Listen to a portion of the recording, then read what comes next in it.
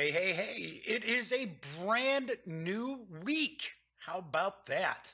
So, did you spend your Sunday night watching the Oscars and rooting on your favorite movies and actors and directors hoping they would win? Or were you like me and just sort of followed along online while you were doing other things? I don't know. I can't tell you. All I can tell you for certain is the Daily Dope is in the air.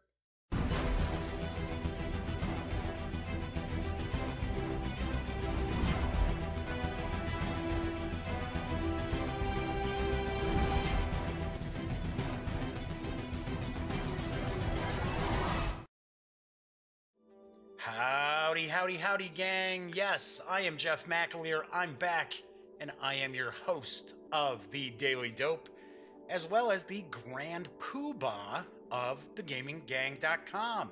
So welcome aboard. It's a brand new week. It is Monday, March 5th.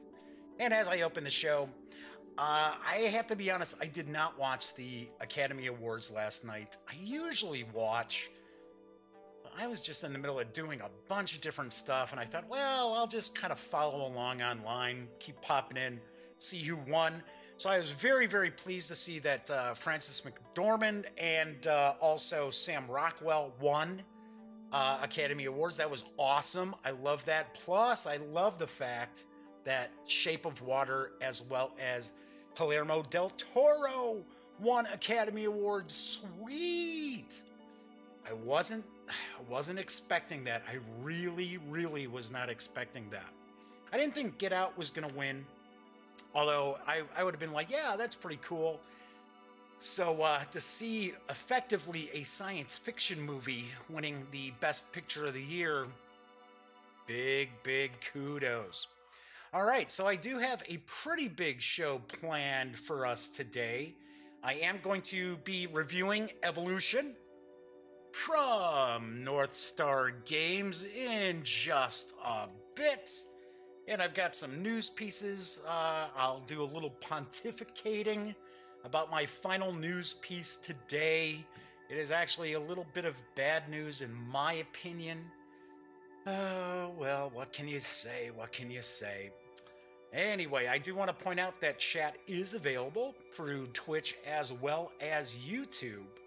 So by all means, if when I'm doing the review, if you want a clarification of something or a better look at something, chime on in.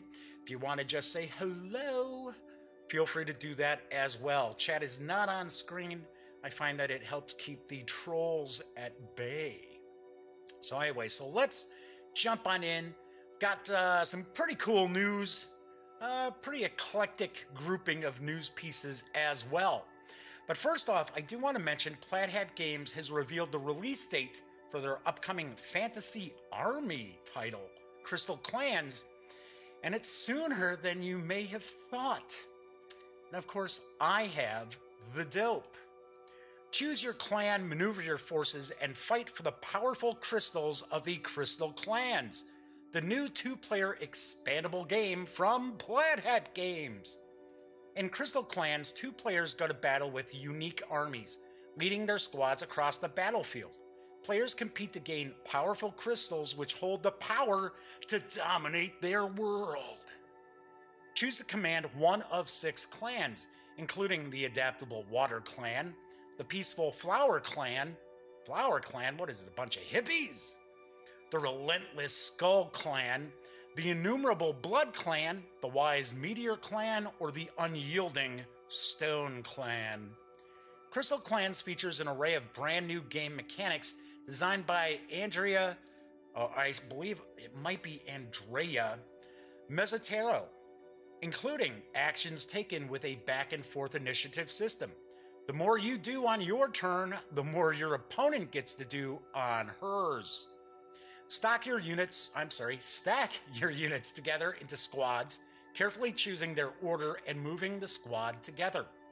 Each card in your deck can be used either as a unit on the battlefield or as a battle card, adding surprise to each encounter.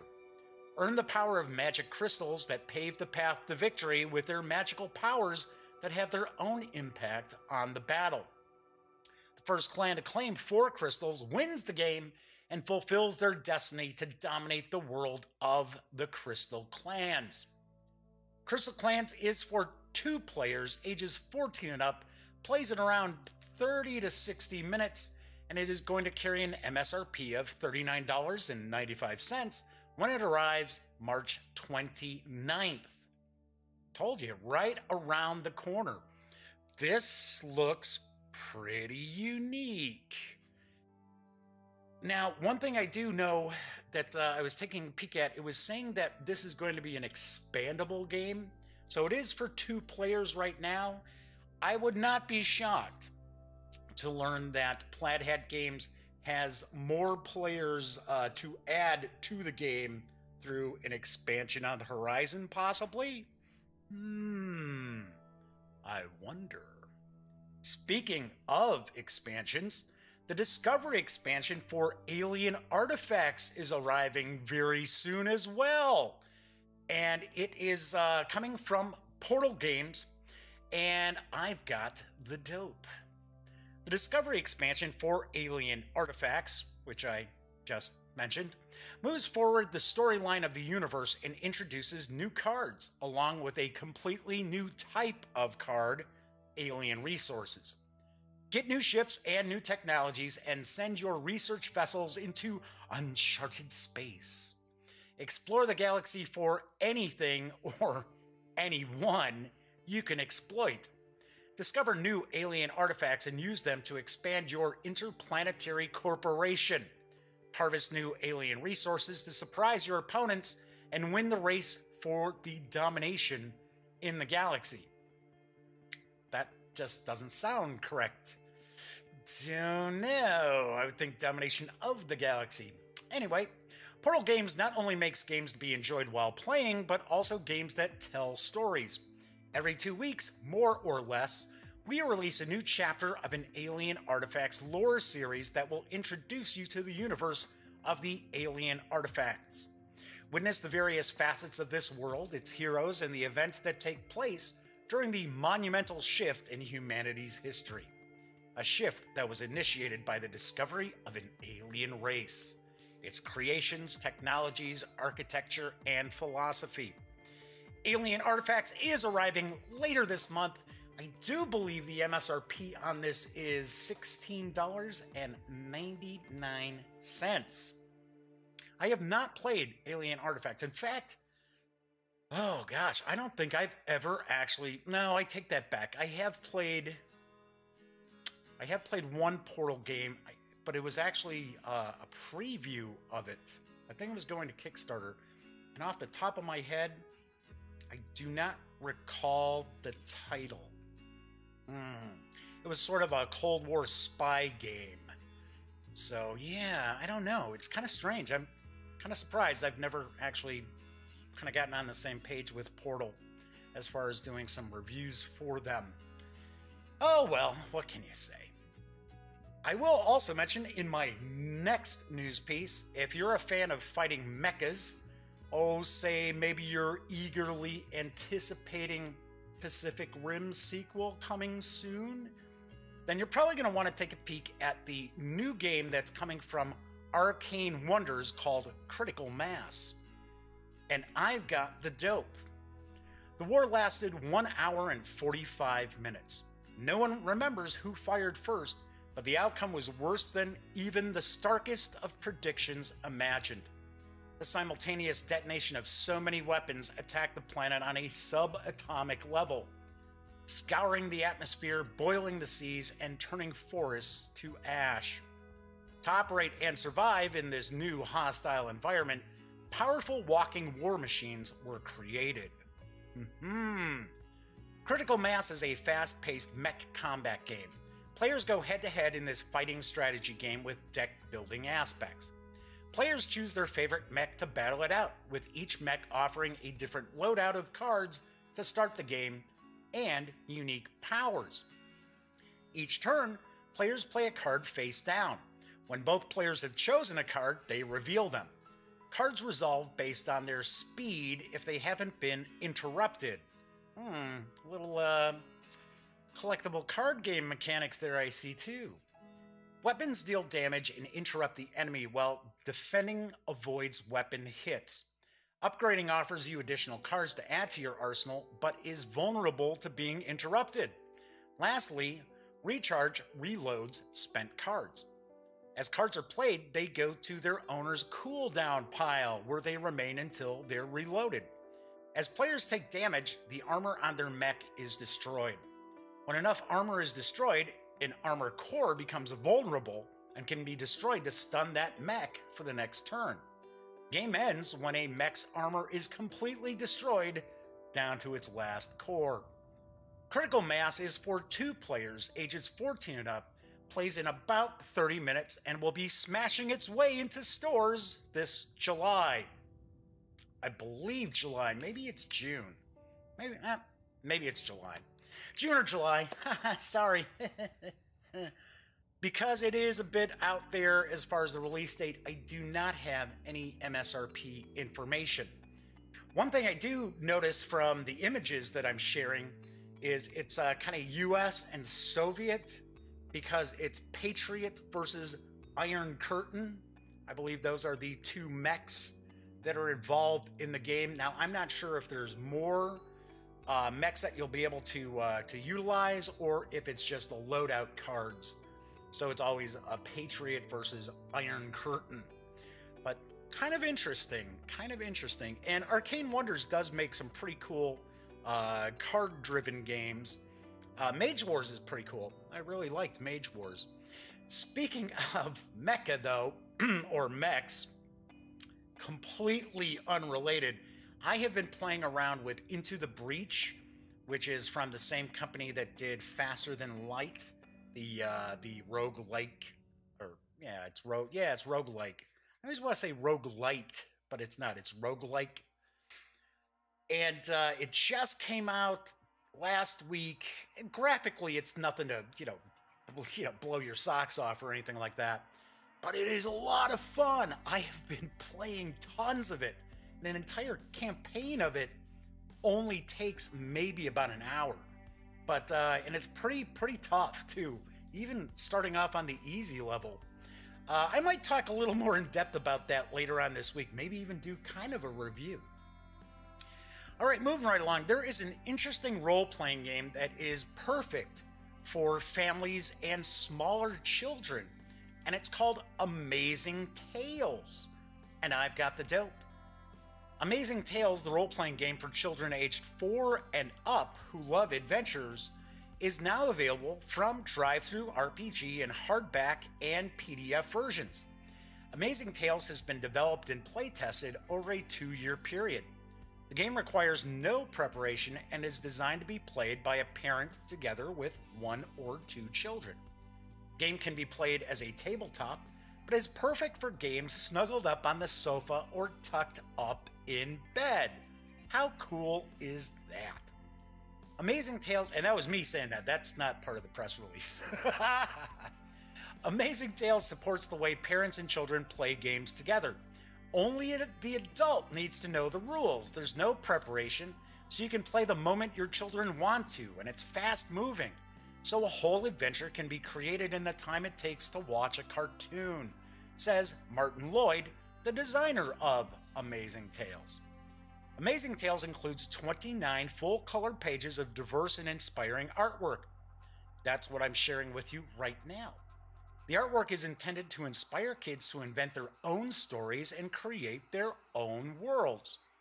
The lead illustration for the deep, dark wood setting is the first scene from the first game I ever played with my daughter, more than 4 years ago.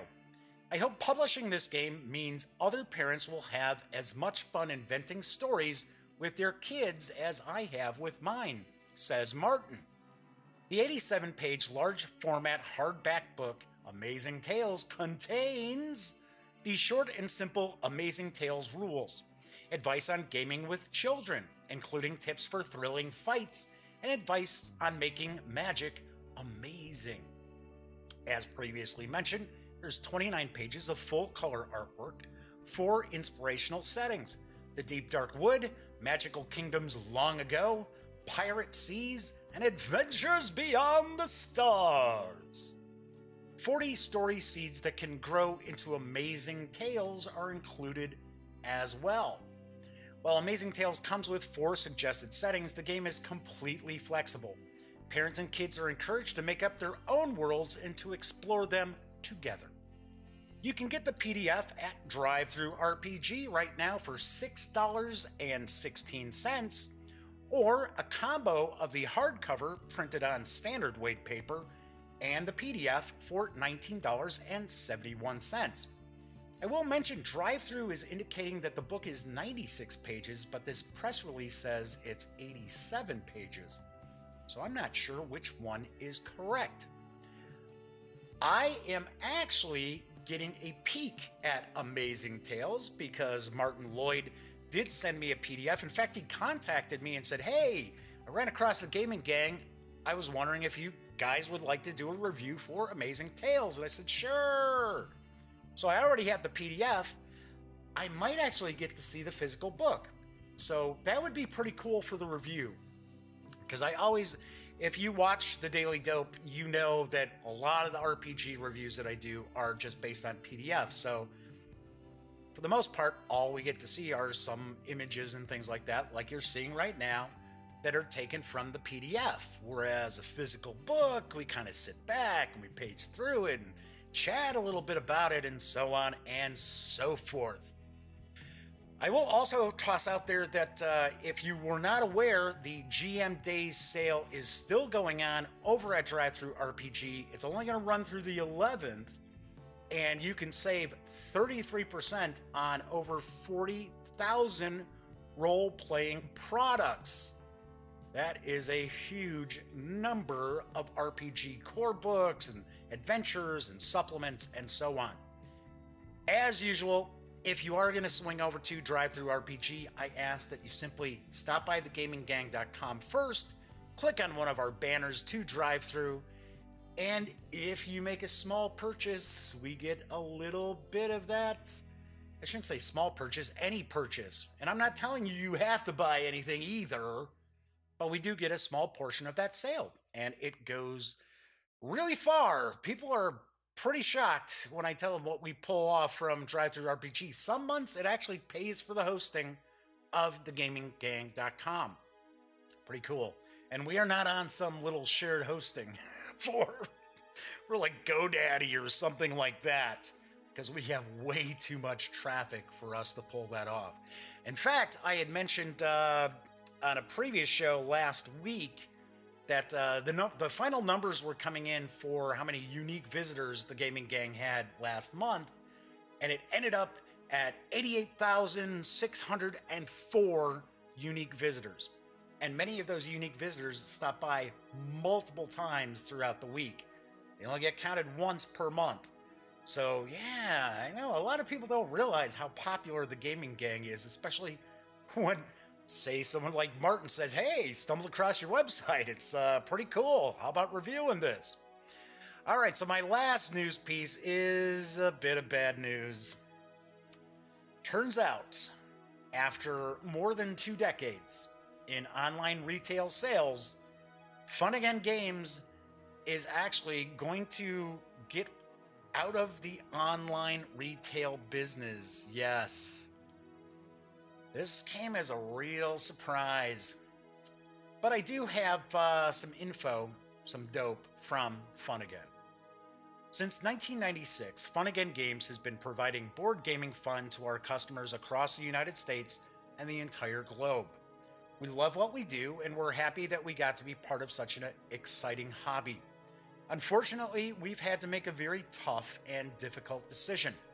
Funagain Games will be ceasing our online retailer operations in the coming months. Starting immediately, most of our stock is offered at or close to, or even below, wholesale prices and will not be replenished as it sells out. We've had an amazing time being part of the industry for the past 22 years, but all things inevitably change. Thank you to all our loyal customers. Please note, this does not affect either retail store in Eugene or Ashland, Oregon. These stores will continue to operate as normal, so please help us continue our dedication to board games by visiting one of these locations. Yes, pretty bad news. I tried reaching out to a friend of mine, Chris Ayala. I believe I'm pronouncing that correctly. Who Chris used to do some reviews for us. He was a correspondent for the Gaming Gang, and he went to go work for Funagain Games. I haven't heard anything back. So hopefully his job is not in jeopardy. But this is really actually bad news. Because I've got to admit, I'm pretty sure it was not that long ago that Funagain actually opened up a new warehouse. So, of course, getting out of the online, I should say, retail business, that means there's going to be some cuts to the staff at Funagain. This really came out of the blue. It really did. And I have to admit that I don't want to be doom and gloom or anything like that. It's just, I believe in being very upfront, very honest, sharing my opinions here on the Daily Dope as well as over on thegaminggang.com. And I honestly have an impression that this year is not going to be a banner year for tabletop gaming. I don't think so. And there are a lot of different things that are going on, I should say, in the industry and with board gamers themselves that I think this is going to be, maybe it may turn out to be a down year, because we did see the growth of the industry shrank last year. 2016 was double-digit growth, and then last year was, I believe, about 3% growth, and much of that was actually fueled by the new Pokemon game release. I don't know. I'm actually working on an article for the Gaming Gang about some of these things that are going on in the hobby and how I feel that there are a lot of board gamers, especially, not necessarily miniatures gamers or role players, but a lot of board gamers out there are kind of getting priced out of the hobby. So I don't know if I'll have that up tonight, but probably tomorrow. I don't want to pontificate about that a lot on the show, because I did talk a little bit about this on Friday as well. All right, so that is the news for today. Before I jump into my review of Evolution, I did want to mention a few things from the mailbag, as well as talk about some of the giveaways, and then I'll jump into the review. So let me grab a quick sip here. I've been just blah, blah, blah, blah, blah, blah, blah. So I was going to say, so last night, I was just, like I said, I'm working on this article, right? But I'm pulling different numbers and things like that, retailer numbers and things along those lines. So anyway, so yeah, usually every day I pop over to Board Game Geek because I do share the Daily Dope over on the Board Game Geek. I've got like a little blog over there that I put the episodes up on. But if I'm doing a review or unboxing or something like that, I post the video to that game page, right? So I'll get these, I'll subscribe to the video and then I'll get a little notice saying, oh, there's a comment on it, right? And more times than not, I'm like, oh, here we go. Here we go. Brace yourself, Jeff. Get ready for it. Because I do find that there are some very hypercritical people on Board Game Geek and YouTube. I mean, they're everywhere, right? So I'm thinking, oh, here we go. What are they going to say about this video? Because it's usually something like really bizarre. It'll be, oh, you mispronounced this word. But the way they'll present it is like, hey, stupid, you mispronounced this word. And so like, well, that's all you got to say for an entire like hour and a half show is you mispronounced whatever. So anyway, so I go and I look to see what this comment is, and I was like, whoa, hey, it's something nice. So Carl Hosch, I believe that might be the last name, Hoch. Don't know. It's Hoche. commented on one of the videos and said, "This is a blast. Now I am hooked on the Daily Dope. Great job. Thanks." It's like, yay, hooray.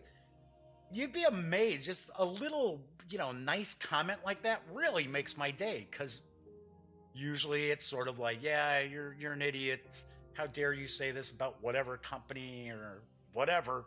So it's always cool to get kind of a, little, hey, thanks for making the show. I like your show. So thank you very much for commenting, Carl. Like I said, it kind of made my day. All right, so 2 items from the mailbag real quick. So Peter in Chicago asked, what TV shows do I watch regularly? Okay, real quick.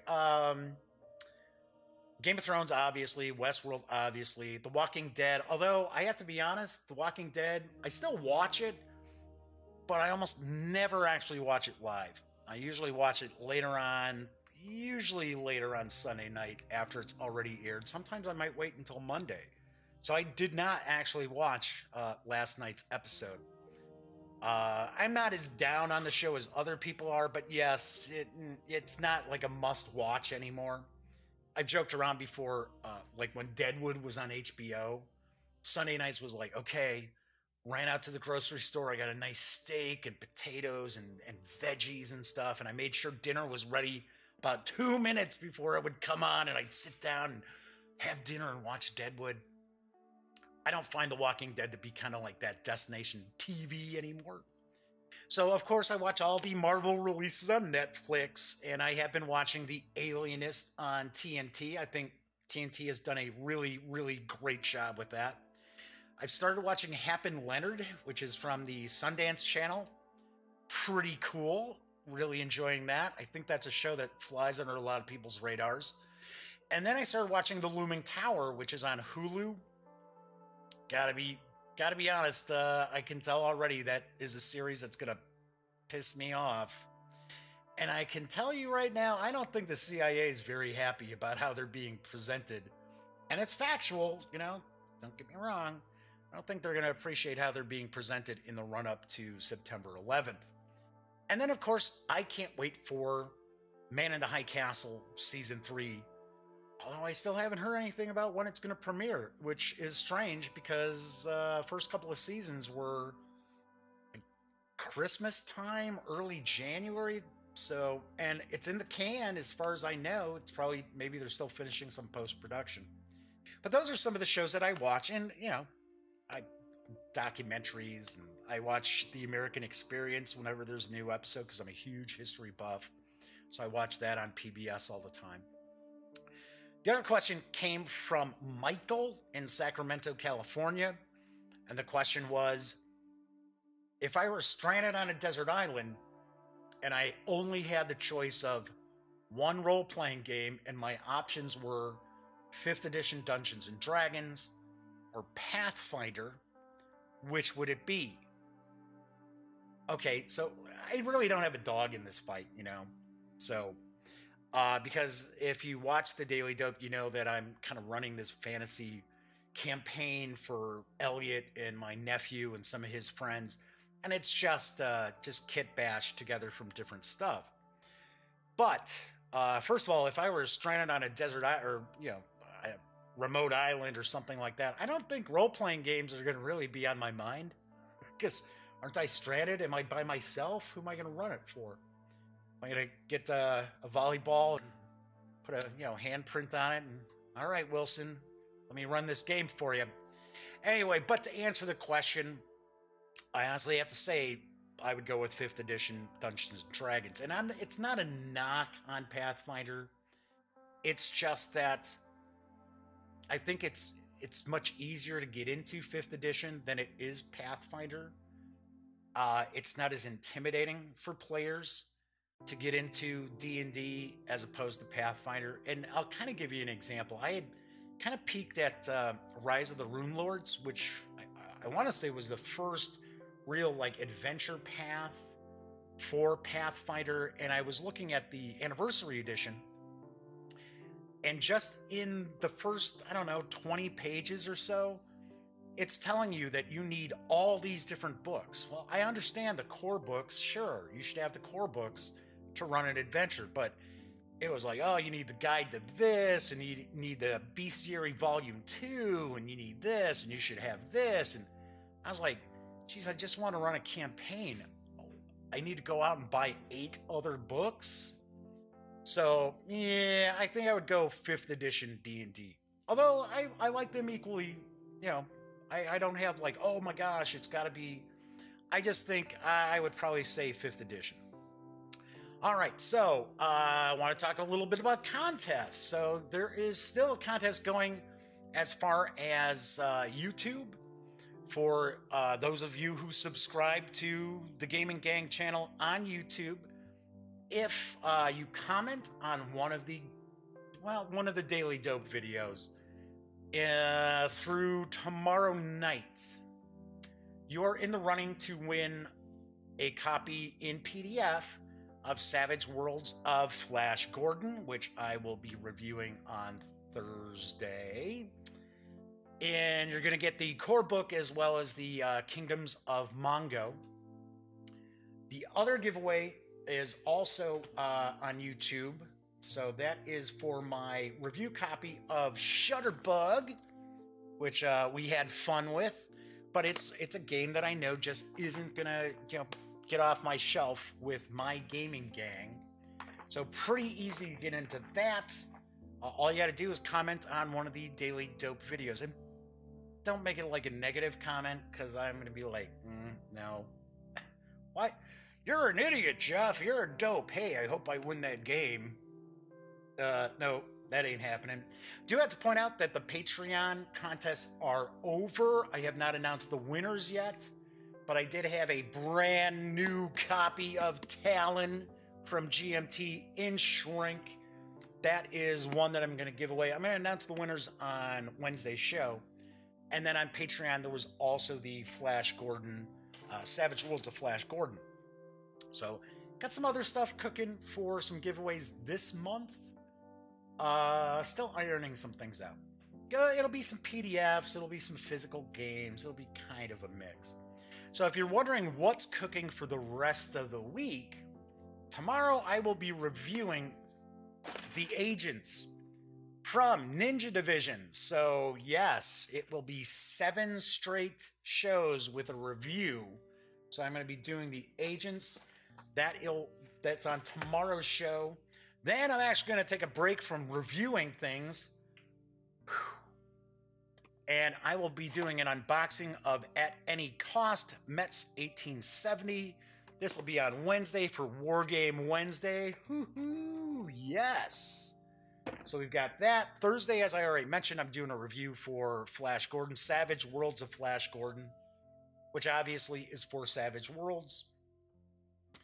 And then on Friday, for Family Fun Friday, I am going to review Reiner Knizia's Sakura from Osprey Games. This just came out. A couple weeks ago. So yeah, lots cooking. All right, so yeah, news and everything. About a half hour. That's what I like to see. Very cool. I am going to review Evolution from NorthStar Games. And I know there are probably some folks out there who are thinking, well, geez, Jeff, that game came out in 2014. That game is old. How come you're reviewing it? Well, the edition I'm going to review actually came out, I believe it was last year. So it is not as far back as one would think. Plus, there are a lot of awesome games out there that deserve more love, and I honestly think, even though this is an evergreen title for NorthStar, don't get me wrong, I want to share a little more info or do reviews for stuff that have, games that have been out for a bit. Other reason is we had a review for Evolution on the site. It was a written review, and when we did a move from one hosting service to another hosting company, some posts, some stuff got lost in the shuffle because there is no longer any review for Evolution on the website, and I have searched. I do not know.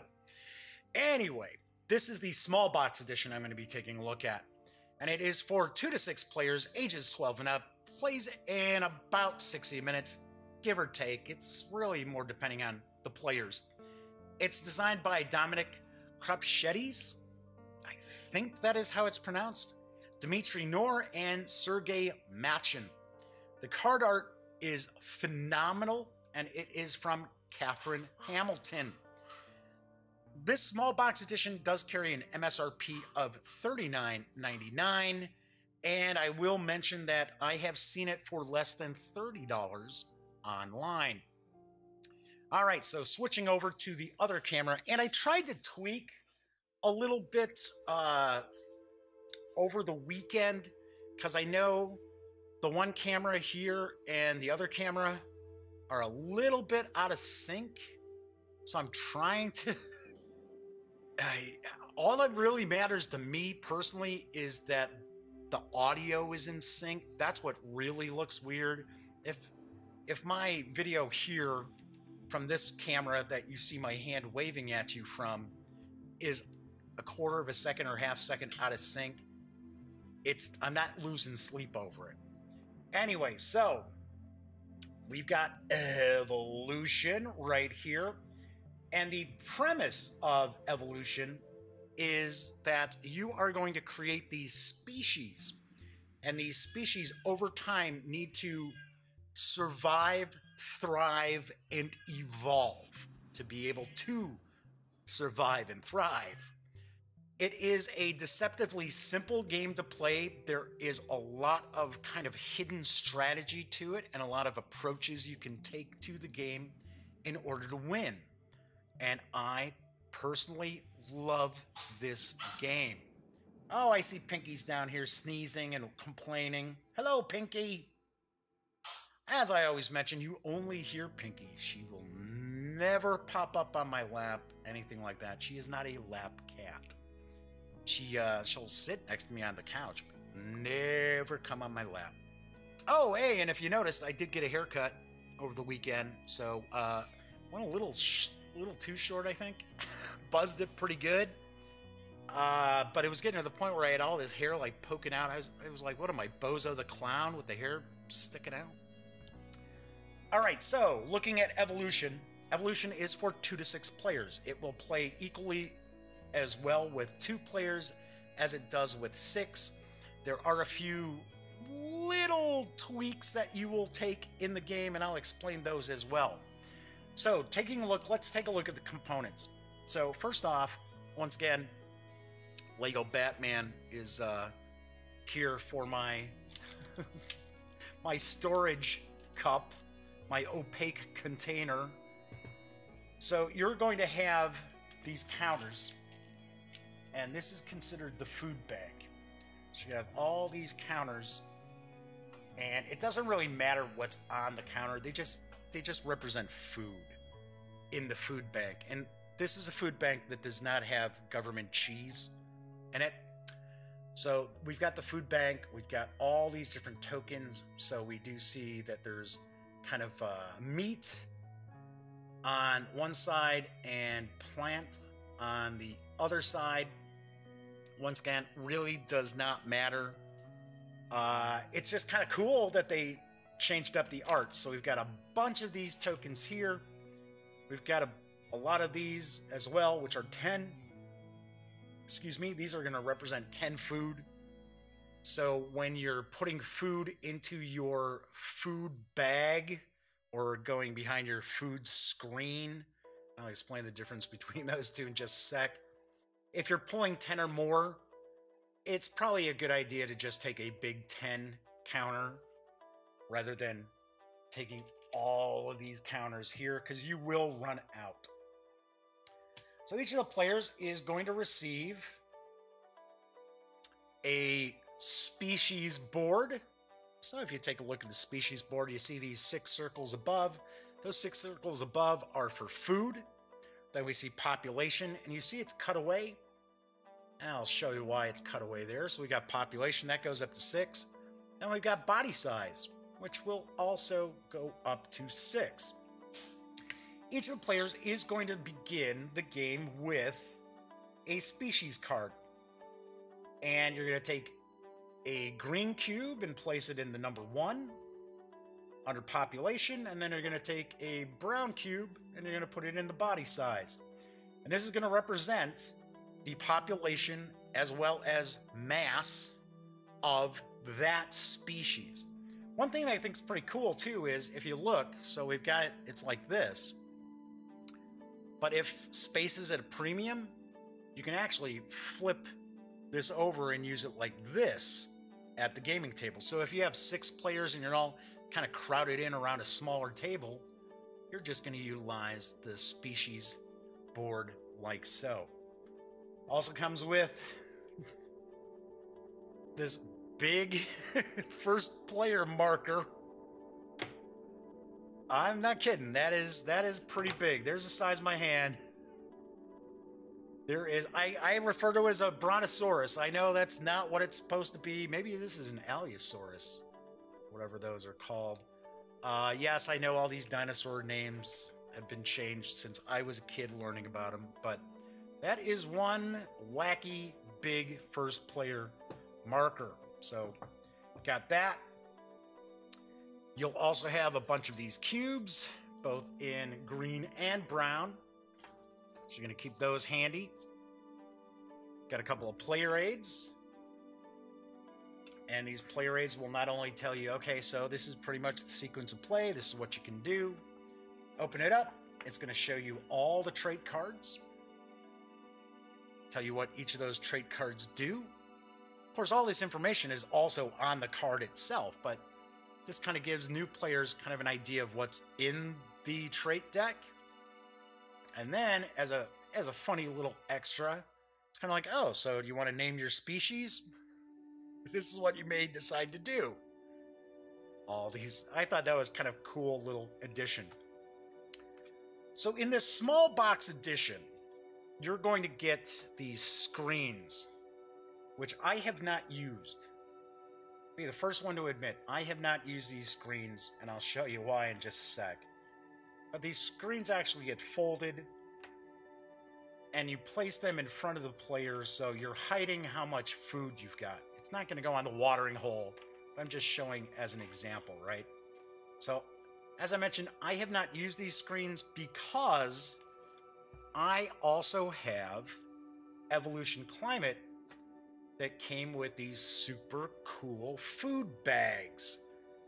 And I know the original edition of Evolution came out and it had these food bags, but this small box edition came out and they got rid of the food bags. They replaced them with these food screens, and they were able to lower the MSRP by quite a bit, by quite a lot. $39.99 for this game is very, very fair. That is a very, very fair price, because this is a game that I really enjoy, and we do play probably not as often as some other gamers would, simply because we're always, you know, playing stuff for review and things like that. But I always like to introduce this game to people, and I gotta be honest, I play it at least about once a month. So anyway, so we've got that. Then we've got the trait deck. And there are a variety of different cards in the trait deck. And these are traits that your species can possibly get as you're adapting, as that species is evolving. So looking at, how did that get turned around? What's going on there? How come that's not facing the right way? Okay. We're not going to look through every single one of these, but right away you'll be able to tell, okay, so what is this card sort of do just by the background coloration? So if you see it's sort of white backing, then that is a defensive trait. If we see a green backing, that is a feeding trait. If we see red, that's more of a carnivore trait. And then there is a yellow card. There's really only one. of the I mean, there's multiple cards of that trait, but it is a yellow background, and it's considered an other trait, but it is actually what's the word? Come on, Jeff, look it up real quick. Fertile. That was it. Yes, it's a fertile species. Bow, bow, bow, bow. All right, so you're gonna have all these different trait cards, and if you are playing a two-player game, you're gonna remove randomly. You're just gonna remove 40 cards out of the deck. If you're playing with 3 or more players, you're just gonna play with the whole deck. If, say, for an example, you're playing with 3 players, and this is a pretty good-sized deck of cards. If you're playing with 3 players and you want to do kind of a quick game, you can always remove the 40 cards as well. But that's really just an option for a 2-player game. So what's going to happen is you're going to start off, every player is going to get a free species. And you'll be able to get more species because there are 20 species boards in the game. And you're going to want to have more than just one species too. So you're going to determine who is the first player. So the first player, okay, hey, I've got this set up for 3 players. And this is the watering hole, by the way. I didn't mention that. And each player is going to receive 3 cards plus 1 card for each species. So beginning, everybody's going to get 4 cards. Easy peasy. Now, looking at the cards, we're going to see, so for an example, Warning Call is a defensive mechanism, and it says, your species to the right and left of this species can only be attacked by a carnivore with ambush. And then you're going to see this little leaf down in the lower right corner. That is food. If you decide you're going to play this card as a food card, it will provide 1 food to the watering hole. Then we see carnivore. So this says, this species attacks and eats other species that are smaller in body size. It can never take plant food. So the food that is normally going into this watering hole is going to be plant food. Then we've got ambush. So this is a trait that carnivores would use. And as you see, it says -1 food. And then another carnivore card, which has 5 food. So we see we've got 5, 1, 0, -1. So the first thing a player is going to do is they're going to decide, all right, so which of these cards am I going to put into the watering hole for food? Well, we see, well, they got a carnivore. So, they got a carnivore. Well, right off the bat, they would think, okay, maybe I want to be able to attack other species. So they may want to play one of the minus food or 0 food cards. Or they may say, well, I don't want my species to be a carnivore just yet.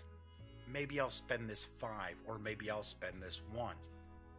So as an example, let's say, all right, so this player says, I am going to play the 0 carnivore. So each player is going to put 1 card face down into the watering hole. And you'll have your species are either going to be herbivores, I should say, or carnivores. Now, there are some traits that will allow herbivores to eat meat. Okay, so let's see what we toss in for this one. Let's go throw that in. So once everybody has put their cards in here, we're not going to reveal these cards yet. So each of the players, from the first player on, say they're the first player, they're going to have an option. What do they want to do with their 3 cards? Now, they can discard a card and get another species. Hooray! Now they would have 2 species. Or they can discard a card and add 1 to the population of their species. So, as you notice, I moved my little green cube to the 2. Or they can also decide, well, I'll discard 1 and get larger body size. Because body size is important when carnivores try to attack you, because carnivores can't attack creatures that have a larger body size unless they've got some traits. These traits will all do different things. So let's say, for an example, they say, well, I'm going to play a card as a trait. So this is going to be a trait for this player. And I do have to point out, of course, space is at a premium, so you're not going to have all this stuff kind of overlapping. So they say, okay, I'm going to do that. I'm going to play that as a trait. And then this next player says, okay, how in the world did they have an extra card? Duh. Nice going, Jeff. Oh, you know what? Yeah. I think I took the wrong hand. I had some other cards sitting there. All right, so they've got Warning Call, they've got Burrowing, and they've got Cooperation. Now, they may decide, hey, you know what? I am going to take Burrowing. Now, they're not going to tell the other players. They're just playing that card face down. They say, okay, I'm going to create a trait. And then the third player says, all right, what do we got here? I'm going to play a trait. Then the next player's got 2 cards left. They say, okay, so I'm spending 1 on population. I'm spending 1 on body size. There is a limit to how many traits your species can have, and that's 3. And those 3 traits must be different. You cannot have duplicate traits on your species. Another option that you do have once you have some traits on your species is you can decide you're going to discard one of those traits and play a new trait to replace that, because that species would be then evolving. All right, so let's say everybody's decided to kind of go in the same directions here, right?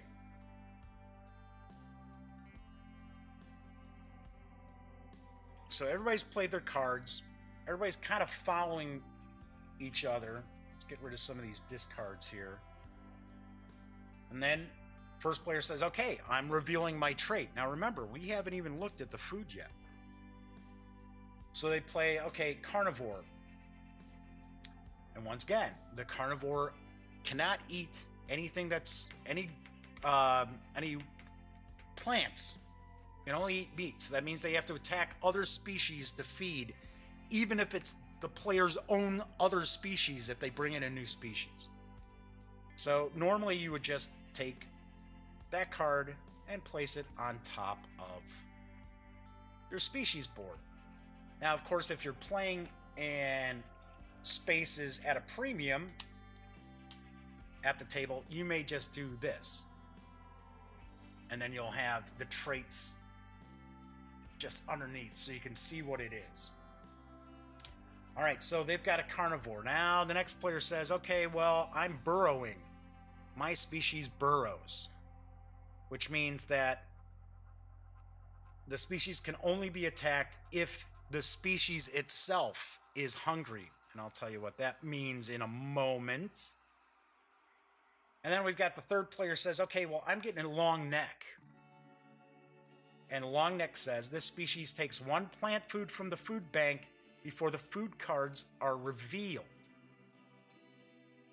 So that means, okay, so we know that we're going to take 1 plant food before we reveal these cards, because it's got a long neck. It's easier for this species to reach higher up into the trees and feed like that. And like I said before, I love the artwork. The artwork is super cool. I was joking around with Bruce from NorthStar Games how, to me, the artwork almost has kind of a Peter Max feel to it. Catherine Hamilton is very, very well known for, I believe, she does artwork of birds a lot. But yeah, this is just really, really nice. So anyway, so we take this out from the food bank and we're going to put it right there. Because we've got a 2 and a 2. And I'm just going to put this alongside here so we can see. So he's got the long neck. So we put the food there. So we've got 1 food. Now we're going to reveal, okay, what do we have as far as food? We've got 0. We've got 4. We've got 3. Everybody was discarding carnivore cards into the watering hole. So we're going to take 1, 2, 3, 4, 5, 6, 7. So we've got them like that. All right, so then we go to the first player. Well, the first player is a carnivore. He cannot sit there and feed off of this stuff. He has to attack other players.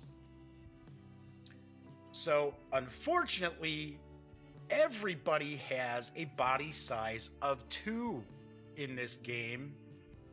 And he's a carnivore. He's got to be able to attack these other creatures. So when you're feeding, so for an example, there are some traits that will make the body size larger as far as like a defense mechanism. One of those is actually like a hardened shell, like a turtle shell, stuff like that. So what they'll end up doing is, let me double check because it's been a while since I played. I want to say they've got to be bigger. Yeah, the body size has to be bigger. So, unfortunately, the carnivore is not going to be able to attack anybody. He's not going to be able to bring anybody down. So he's going to be hungry. So he's got nothing right now. This player moves to this player here. They're going to take 1 food. Going to come down to the next player. He's going to take 1 food. He's still hungry. Comes back around. 1 food. He doesn't need any more food because he's got 2. And you can have leftover food in the watering hole. That's entirely possible.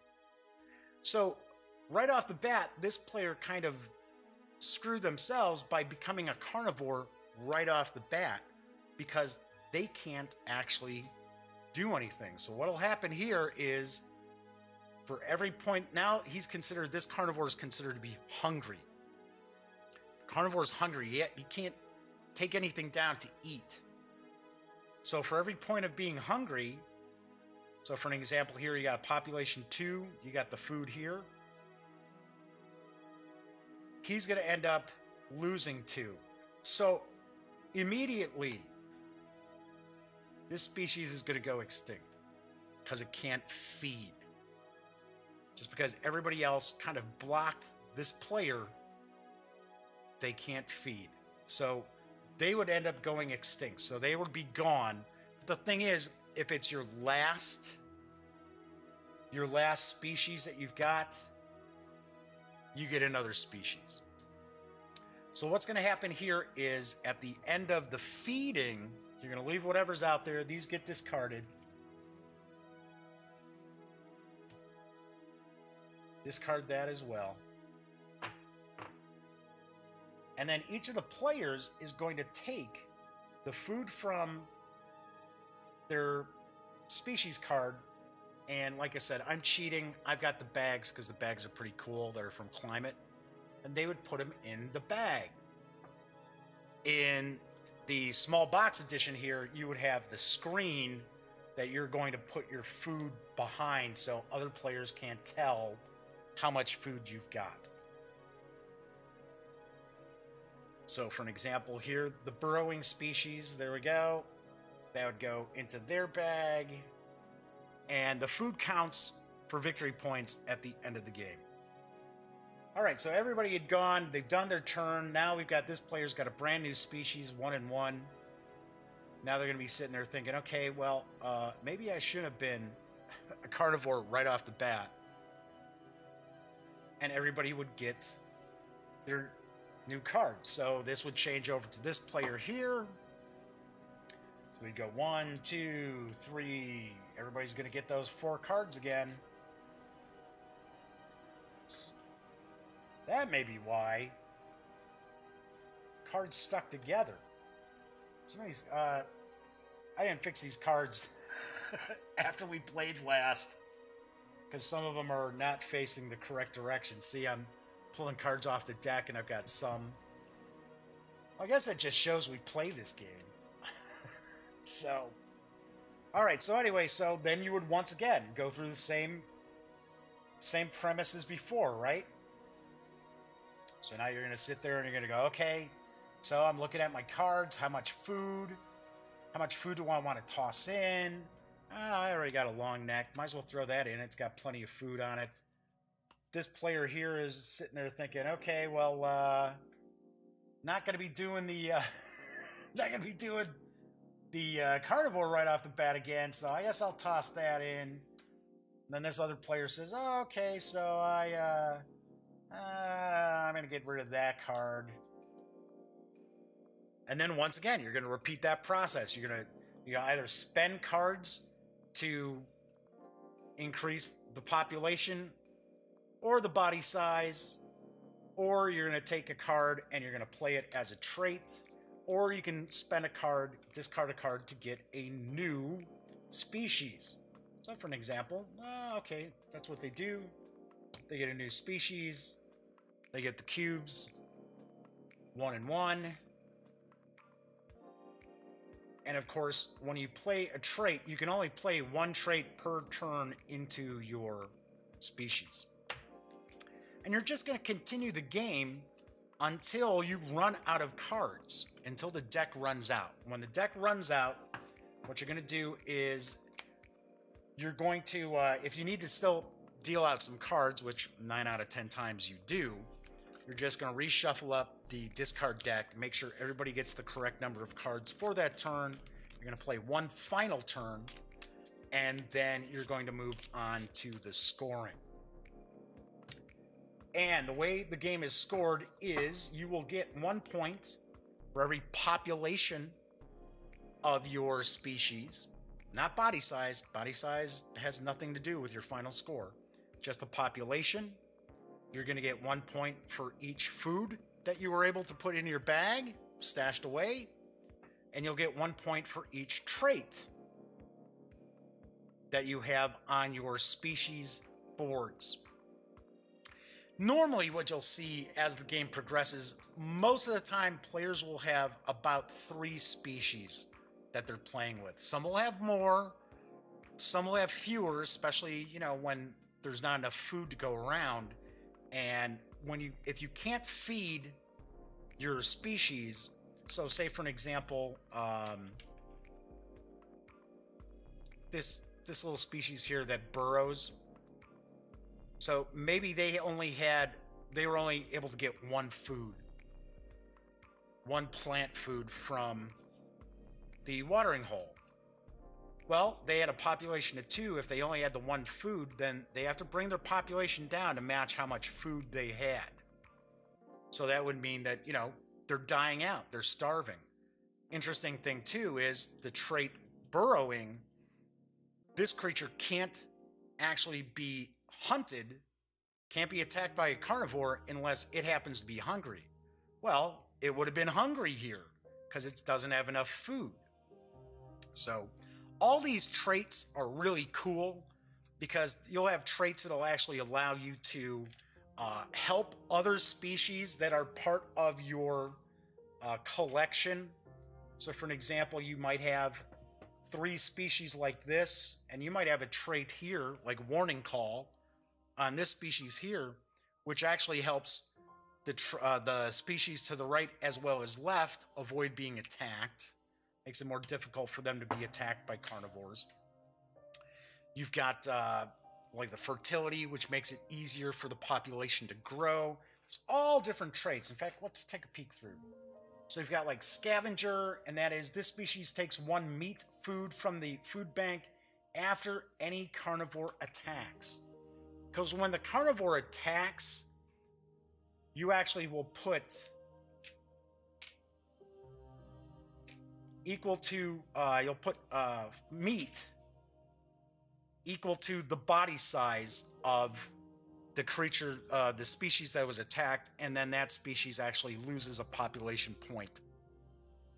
So pretty interesting how that works. So it's kind of funny because you can have animals that are not considered to be carnivores, but they can still eat meat. And that is the scavenger. So you got foraging. This species increases the amount of food it receives by 1 anytime it takes plant food. So for an example, if this species had foraging and we had plant food out here, put these on over,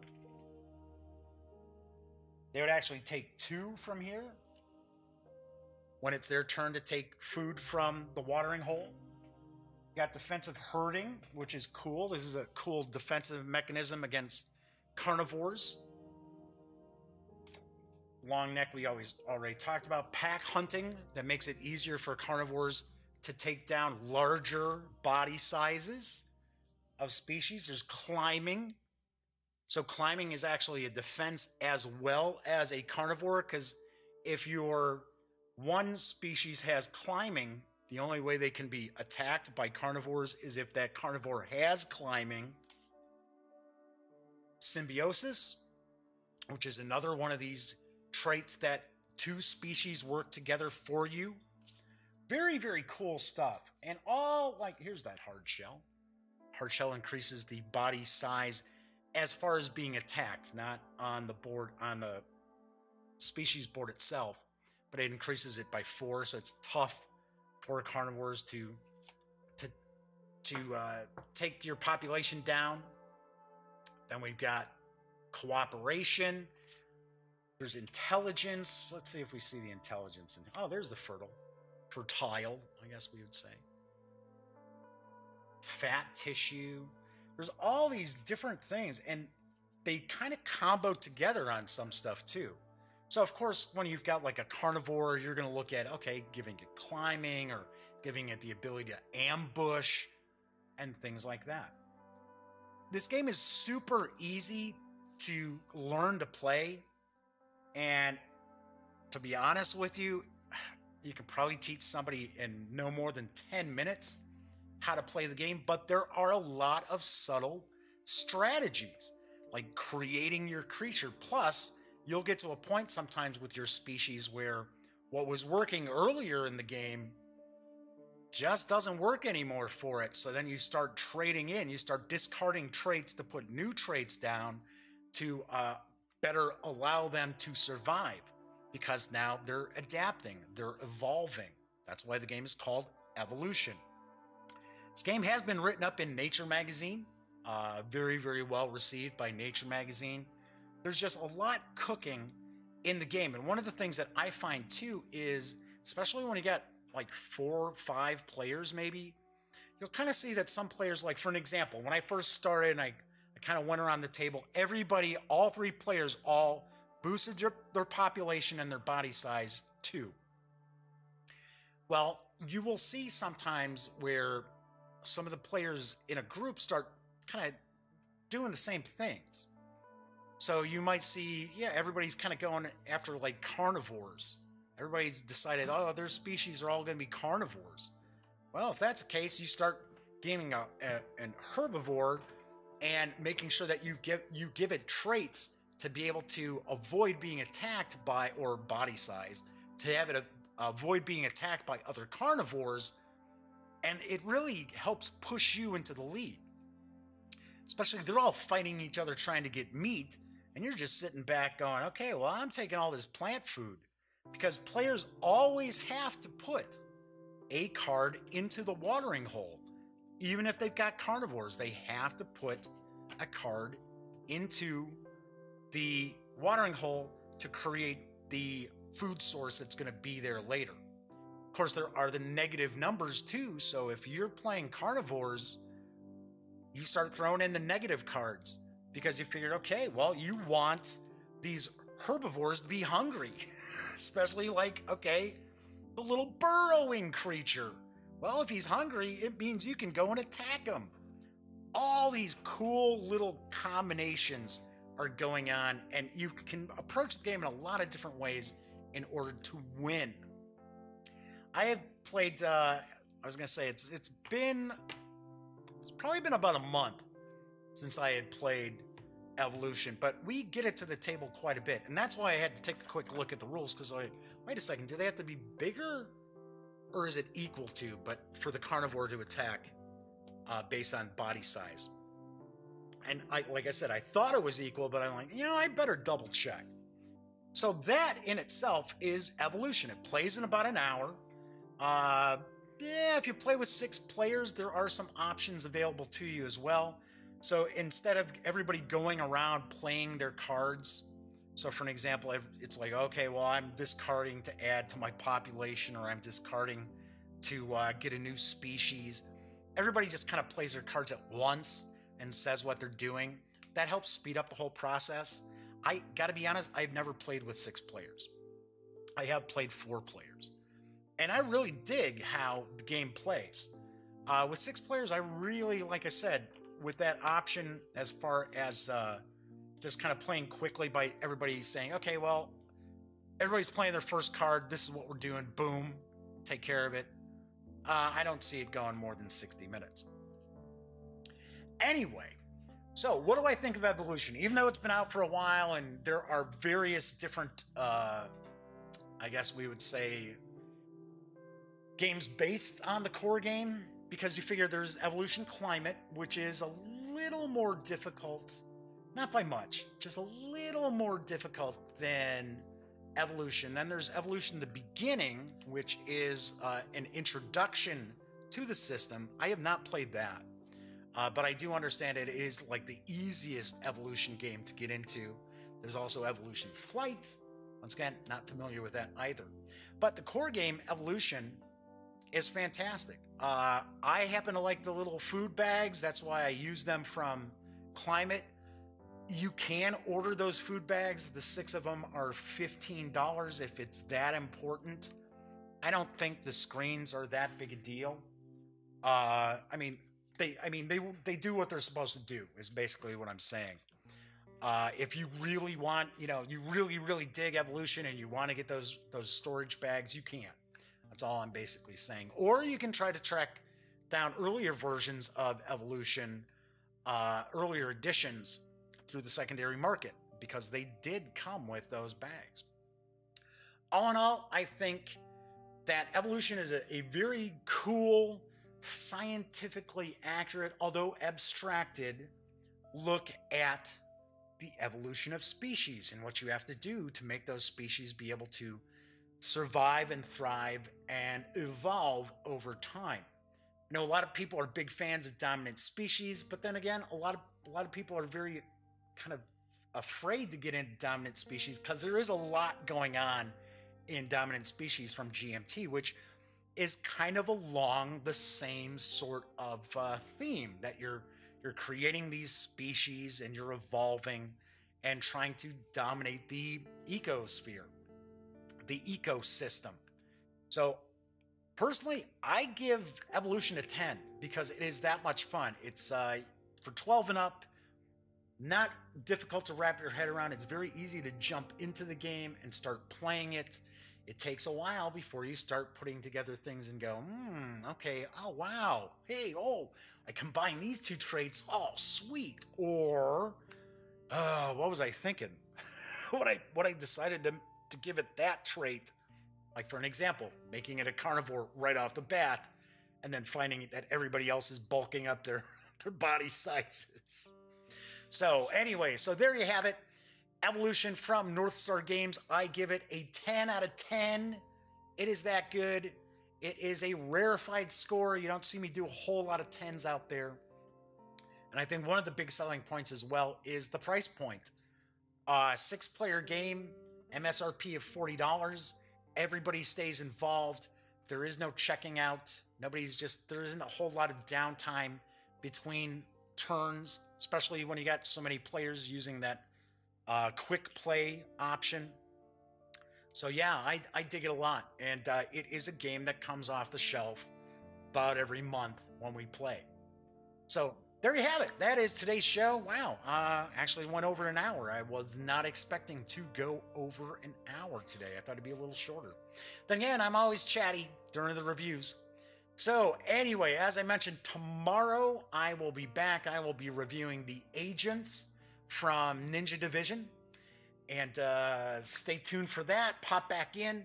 Anyway, if you, when you aren't, I should say, watching the Daily Dope, be sure to go visit thegaminggang.com for all the latest in gaming news, reviews, comics, movies, TV. You know the drill. Get your geek on at thegaminggang.com.